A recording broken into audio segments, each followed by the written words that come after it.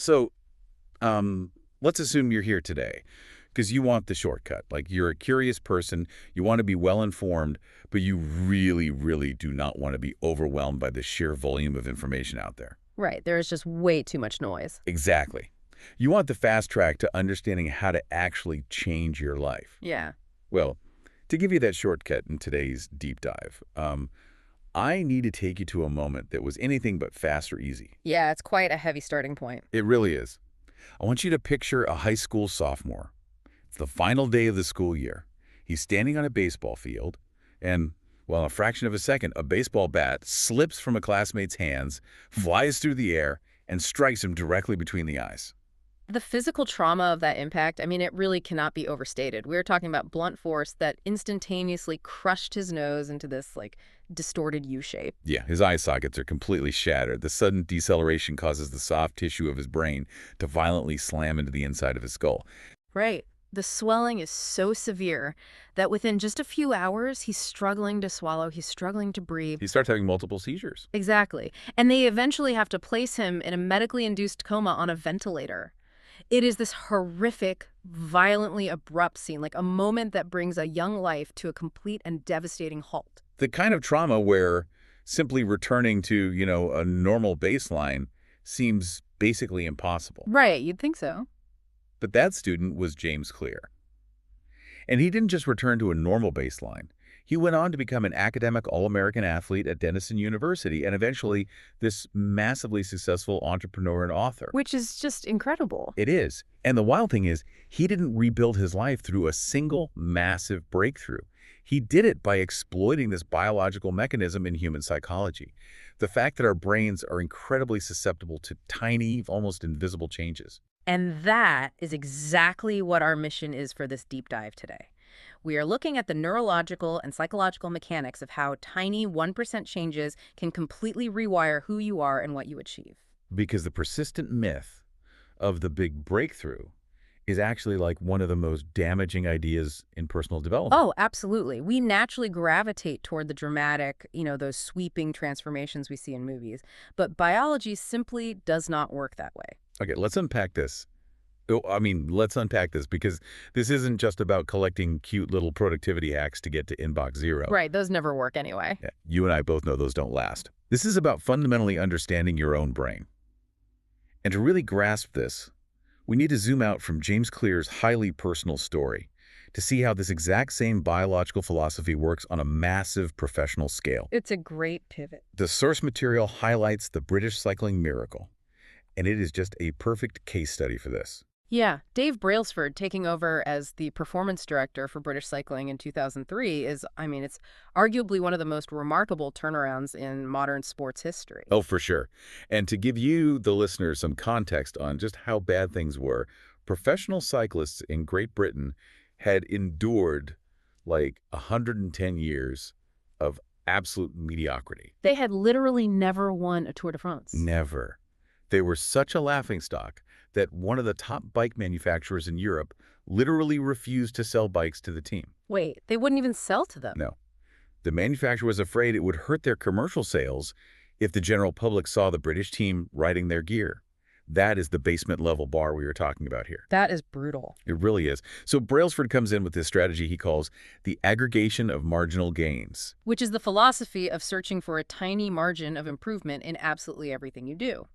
Brailsford and his coaches, they didn't look for one magic aerodynamic frame or, a secret training regimen. Right. They dismantled the entire process of riding a bike and looked for hundreds of 1% improvements. And the specific details of what they did, they border on obsession. They rubbed alcohol on the bike tires to get a slightly better grip. Yeah, they had the riders wear electrically heated overshorts to maintain an ideal muscle temperature before a race. They even brought in a surgeon, to teach the team the absolute best way to wash their hands to reduce the chances of catching a cold during competition. And my favorite part, they painted the inside of the team transport trucks stark white, just so they could spot tiny bits of dust that would normally slip by unnoticed. Right, because that dust could subtly degrade the performance of the finely tuned bike mechanics. Exactly. And just 5 years after Brailsford took over, British cycling dominated the 2008 Olympic Games in Beijing, winning 60% of the gold medals available. It's insane. Then they went on to win 5 Tour de France victories in 6 years. It's a staggering mathematical reality. Yeah. Getting 1% better every day doesn't sound like much, but, compound interest applies to habits just like it applies to finance. Yeah, the math is undeniable. If you get 1% better each day for 1 year, you end up 37 times better by the time you're done. It alters your trajectory completely. The text uses this airplane analogy that makes it super clear for us. Imagine you're on a plane leaving LAX in Los Angeles, headed for New York City. Okay. If the pilot adjusts the heading just 3.5 degrees south, which is a shift so small the nose of the plane only moves a few feet, right? It's barely noticeable to you sitting in the cabin. Right, you wouldn't feel a thing. Exactly. But you don't end up in New York. You end up hundreds of miles away in Washington, D.C. A slight shift in your daily trajectory guides your life to a fundamentally different destination. It's such a great visual. Okay, but I have to push back here for a second because this is where the theory usually falls apart for me. Like, Brailsford was operating a multi-million-dollar Olympic team. He could afford to hire surgeons and buy heated pants. Fair point. I am just trying to wake up early enough to run before I have to log into work, If the math is so guaranteed, why do you and I always quit our new gym routines after 3 weeks? Yeah, that's the classic struggle. Right.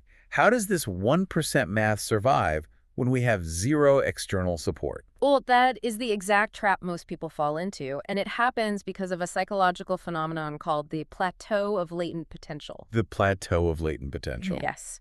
We are conditioned to expect progress to be linear. Like, if you run every day for 3 weeks, you expect to see a quantifiable difference in the mirror. And you definitely don't. Right. And when that visual confirmation doesn't arrive, your brain experiences a dopamine crash, and you enter what is known as the valley of disappointment. So the lack of immediate visual feedback literally starves the brain of the chemical reward it was expecting. Precisely. To survive that valley, you have to shift your mental model. Think of it like an ice cube sitting on a table in a freezing room. Okay. The room is 25 degrees. Slowly, you heat it up. 26, 27, 28 degrees. You are putting in the energy, but the ice cube just sits there. Doing nothing. Right. 29, 30, 31 degrees. Still nothing. Which is incredibly demoralizing in real life. You're putting in the work, but from the outside, it looks like zero progress has actually been made. Exactly. But then the room hits 32 degrees, the ice begins to melt. That 1 degree shift, seemingly no different from the temperature increases before it, unlocks a huge phase change. Wow. The work you put in during those earlier degrees wasn't wasted. It was simply being stored. The energy was building potential. So if we know that progress is delayed, Yeah. and we know the valley of disappointment is this biological reality where most of us just give up, how do we actually survive the wait? The text makes a really bold argument here. It does. It says if we want to survive the latency period, we have to completely stop focusing on goals. Yeah, what's fascinating here is the concept of survivorship bias. We look at highly successful people, CEOs, Olympians, best-selling authors, and we mistakenly assume their ambitious goals caused their success. Because they talk about their goals all the time. Right. But we are only looking at the survivors. Every Olympian at the starting line wants to win a gold medal. Every candidate applying for a job wants the job. Oh, that's a really good point. If the successful people and the unsuccessful people share the exact same goals, then the goal itself cannot be the differentiating factor. Exactly. The goal doesn't separate them. The system does. Goals are about the results you want to achieve, while systems are about the processes that lead to those results. Wait, so are goals just totally useless then? Not useless, no. Goals are great for setting direction, but systems are for actually making progress. Setting a goal is essentially treating a symptom without addressing the cause.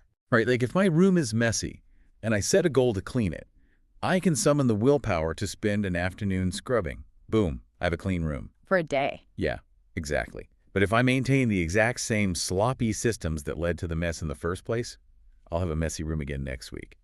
I haven't changed the underlying mechanism. Furthermore, goals inherently restrict your happiness. They create this either-or conflict, like once I lose 20 pounds, then I will be happy. Oh yeah, I do that all the time. We all do. You put off joy until you cross an arbitrary finish line, which makes the valley of disappointment even more unbearable. So to fix this, the text breaks down behavior change into 3 layers, sort of like an onion. The outermost layer is your outcomes, what you get, like losing weight or writing a book. Okay. The middle layer is your processes, what you do, like your daily gym habit. But the innermost core layer is your identity, what you believe about yourself. And this is where true behavioral permanence occurs. Behavior that is incongruent with your self-identity simply will not last. The source material has this fantastic example of two people trying to resist a cigarette. I love this example. Right. So the first person is offered a smoke and says, "No thanks, I'm trying to quit." It sounds like a totally reasonable response. But underneath, that person still fundamentally believes they are a smoker who is simply trying to behave like a non-smoker. They are fighting against their own self-concept. They are experiencing psychological dissonance, relying purely on outcome-based habits, which requires constant willpower. But the second person says, "No thanks, I'm not a smoker."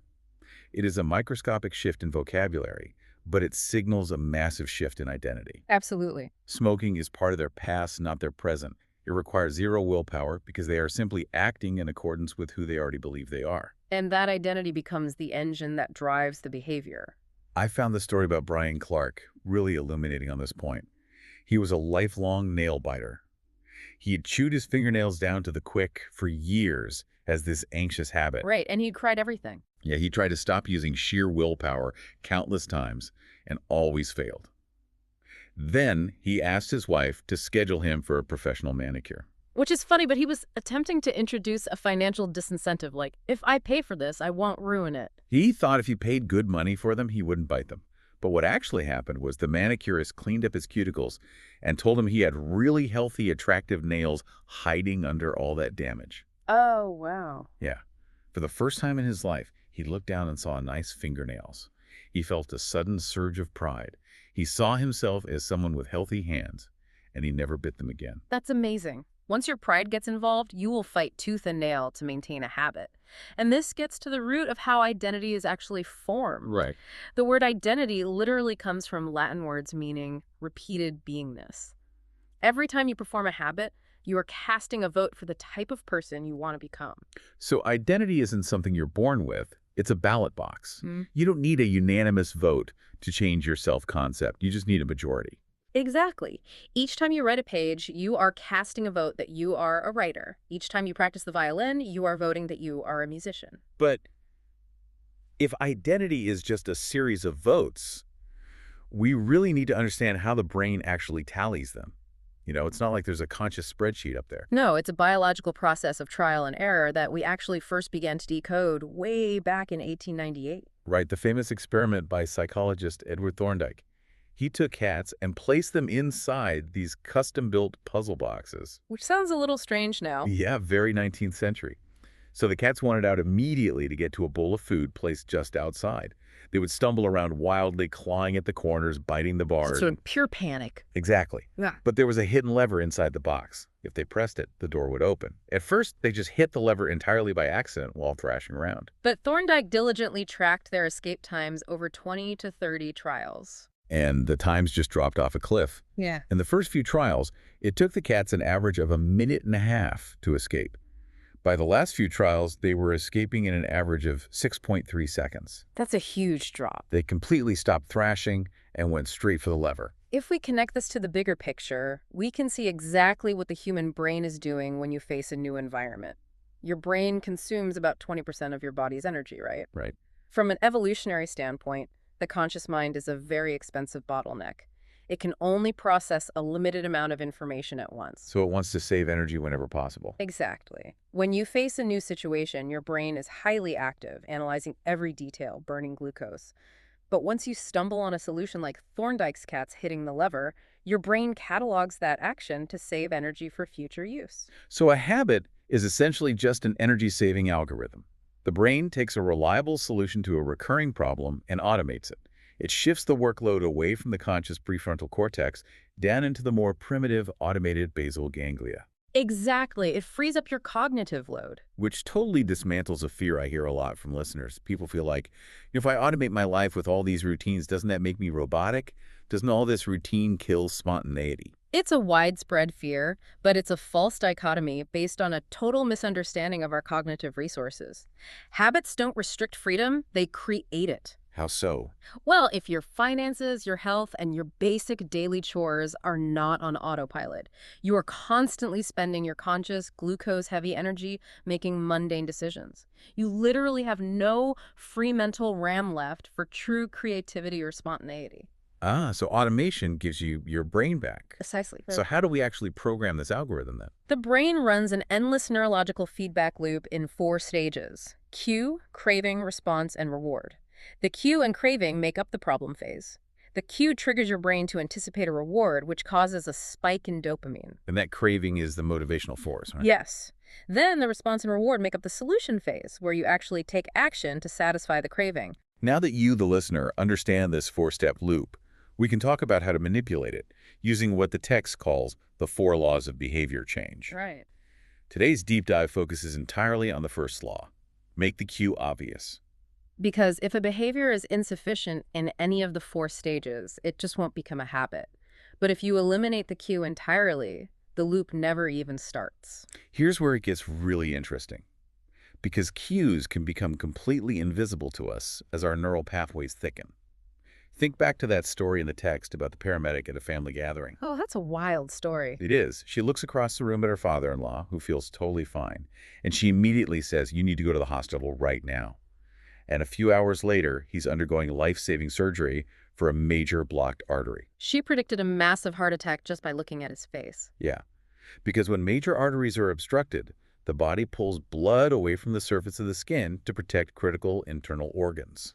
After years of working with heart failure patients, the paramedic's brain had completely automated the cues of blood distribution. The process called myelination had insulated those neural pathways so well that the recognition happened entirely in her subconscious. She couldn't even consciously explain what she was seeing, but her basal ganglia recognized the pattern instantly. The cues had become completely invisible to her conscious mind. Which is incredibly dangerous when it comes to our negative habits. If the cue that triggers you to eat junk food or scroll on your phone is invisible, your brain executes the habit loop before your conscious mind even realizes what's happening. You're reacting to cues you don't even know exist. So how do we combat this invisible automation? Well, we can look to the Japanese railway system for a brilliant mechanical solution. It's regarded as one of the safest train systems in the world. As conductors operate the trains, they physically point at different objects and call out commands. Trinity and calling. Yes, they point at the signal and say aloud, "Signal is green." They point at the speedometer and call out the exact speed. It's a safety protocol called pointing and calling. It sounds a little theatrical, to be honest. It does, but the text explains that engaging the eyes, hands, mouth, and ears raises the level of awareness from a non-conscious habit back to a conscious level. Ah, it forcibly moves the processing from the automated basal ganglia back to the conscious prefrontal cortex. Exactly. And by doing that, they reduce errors by up to 85%. Wow. So to translate this Japanese train strategy into your own life, you need to point and call your daily routines using what's called a habits scorecard. You make a list of your morning sequence. Right, so you wake up, you turn off your alarm, you check your phone, you walk to the bathroom. Then you rate each one. A plus for a positive habit, a minus for a negative habit, and an equal sign for a neutral habit. Hmm. And the crucial part here is that you aren't assigning moral value. Right, no judgment. Exactly. Yeah. You aren't beating yourself up for checking your phone in bed. You are simply bringing the unconscious back into conscious awareness. You are pointing and calling your own life. But this raises an important question. Once you are consciously aware of your current habits, how do you successfully inject a new cue into your environment to start a new behavior? I was looking at the notes on the 2001 exercise study conducted in Great Britain, and the craziest part to me wasn't the winning strategy. It was how miserably the traditional approach failed. Oh, totally. Researchers split people into 3 groups to build an exercise habit. One group just tracked their exercise. A second group, the motivation group, was given extensive material on the heart health benefits of exercise to get them really pumped up. Right, the intention was to spike their craving phase. Right, but the motivation group completely failed. Only about 35% of them stuck with an exercise routine. That means 65% of highly motivated people still failed. Motivation is essentially useless for long-term habit formation. Because motivation is a feeling, and feelings fluctuate constantly. But the third group was asked to do one simple thing. They didn't get extra motivational pamphlets. They just filled out one specific sentence. During the next week, I will partake in at least 20 minutes of vigorous exercise on day at time and place. And their success rate skyrocketed to 91%. Hmm. The takeaway here is profound. You don't lack motivation, you lack clarity. By simply giving the brain a concrete map, they remove the cognitive load of having to decide when and where to act. That sentence is called an implementation intention. It leverages time and location, which are the two most ubiquitous cues in our environment. But we can take this a step further by understanding how behaviors naturally chain together, a phenomenon highlighted by an 18th century philosopher named Denis Diderot. The Diderot effect. This is a wild story. It's so good. Diderot was brilliant, but deeply impoverished. One day, Catherine the Great, the Empress of Russia, hears about his financial troubles and gives him a massive sum of money to buy his personal library. Talk about a windfall. Right. Suddenly, Diderot has cash. So he buys himself a gorgeous, incredibly expensive scarlet robe. He thought he was just buying a single piece of clothing. But the robe was so beautiful that it completely altered his environment. It looked ridiculously out of place next to all his shabby old belongings. The contrast created this intolerable dissonance. So what did he do? He felt compelled to buy a new rug from Damascus to match the vibes of the robe. Then he needed new sculptures to match the rug. Then a new leather chair. One purchase naturally, almost inevitably, cued the next purchase. Because no behavior happens in isolation. Each action becomes a cue that triggers the next behavior. We see this all the time today. You buy a new couch, and suddenly you're repainting the entire living room. Exactly. But Stanford professor B.J. Fogg figured out how to weaponize the Diderot effect for personal growth through a concept called habit stacking. Habit stacking. Yeah, it's a special form of an implementation intention. Instead of tying a new habit to a time and location, you tie it to a current habit that is already hardwired into your brain. The formula is, after current habit, I will new habit. Like, after I pour my morning coffee, I will meditate for 1 minute. Or after I take off my work shoes, I will immediately change into my workout clothes. Exactly. You are taking a new, fragile behavior and you are anchoring it to a cue that already exists rock solid in your life. You are hijacking your own neurological momentum to bypass the resistance of the conscious mind. So what does this all mean? If we step back from the Diderot effect and Thorndike's cats and the British cyclists, well, what are we really looking at here? We are looking at a fundamental shift in how we view personal growth. Right. Tiny 1% daily changes might seem totally invisible in the moment. They might trap you in the valley of disappointment while you wait for the ice cube to melt. But if you trust the system, they are mathematically guaranteed to accumulate into massive results. Because every time you perform those tiny actions, you are casting a vote for your identity. The goal is not to read a book, the goal is to become a reader. The goal is not to run a marathon, the goal is to become a runner. It's all about repeatedly casting votes for who you are becoming. And this brings us to a call to action for you, listening right now. Knowledge is most valuable when it is actually understood and applied. So today, take a few minutes to fill out your own habit scorecard. Point and call your daily routines to bring them back into your conscious awareness. And then identify just one current, rock-solid habit that you can use as an anchor for a new habit stack tomorrow morning. Just one. Hijack your morning coffee or your commute and cast one new vote tomorrow morning. But I want to leave you with a final provocative thought, something to consider as you examine the invisible cues running your life. Okay.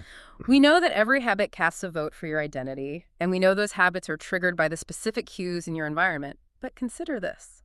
What happens to your core identity when a major life disruption, like moving to a new country or suddenly retiring from a long career, violently wipes out your entire environment and all of your habit cues overnight? Who do you become when those familiar votes abruptly start coming in? Wow, that is a deep question. It really strips everything back to the biological foundation, which actually brings us right back to where we started today. It does. Imagine waking up in a hospital bed, your physical environment entirely changed, your face shattered like a broken X-ray, your previous life and all its cues violently paused. Who you become in that moment isn't determined by a massive overnight leap.